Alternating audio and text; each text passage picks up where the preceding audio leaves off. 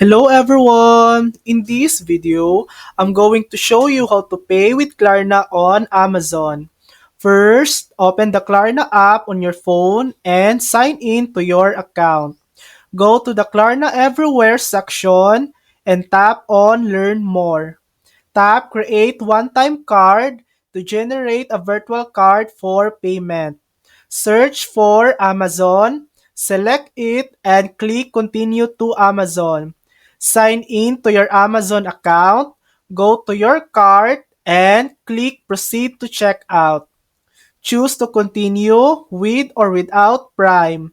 Then select Pay with Klarna at the bottom. Tap Create One-Time Card, enter the amount you want to spend, and tap Continue.